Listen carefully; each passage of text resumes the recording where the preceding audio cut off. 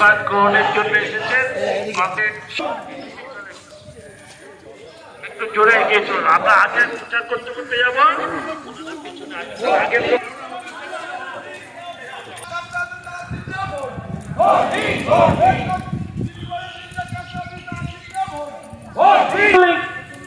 পশ্চিমবঙ্গ সরকারের কোনো হেলদোল নেই, তাই আমরা বলছি এই সমস্ত সমস্যার সমাধান করব আমরা।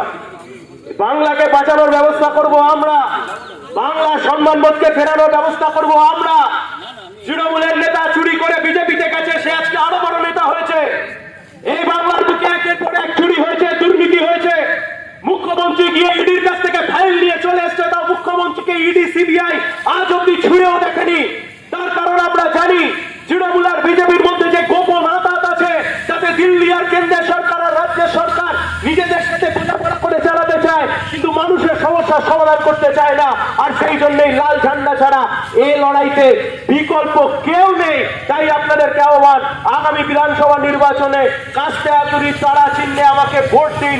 কথা দিয়ে যেতে পারি, আগামী 5 বছর কোন চোর চোরদের সরকার, কোন চোর চোরদের বিধায়ক আপনাদেরকে আমরা উপহার দেব না। এক সুন্দর সমাজ রাজনৈতিক ব্যবস্থাই আপনাদেরকে উপহার।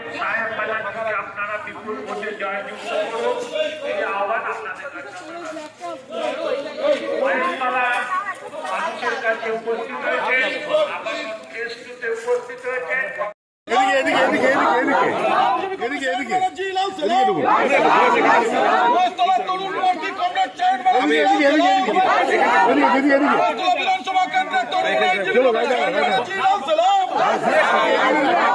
কমরেড আপনারা এবার পেছনে চলে যান, ক্যান্ডিডেটকে সামনে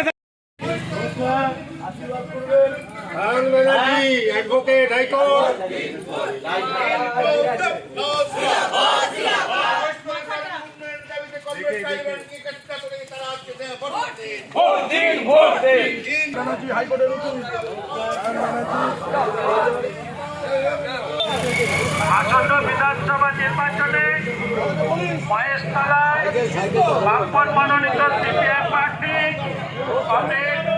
সায়ন ব্যানার্জি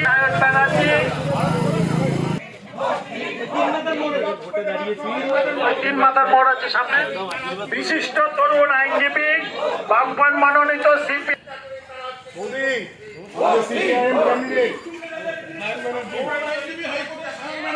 তরুণ আইনজীবী সায়ন ব্যানার্জি এই এলাকার মানুষের কাছে 2-4 কথা বলবেন।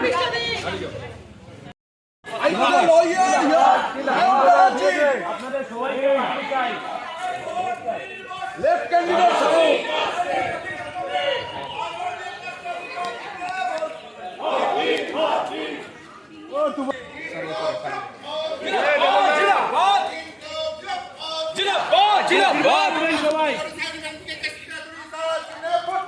ভোট দিন।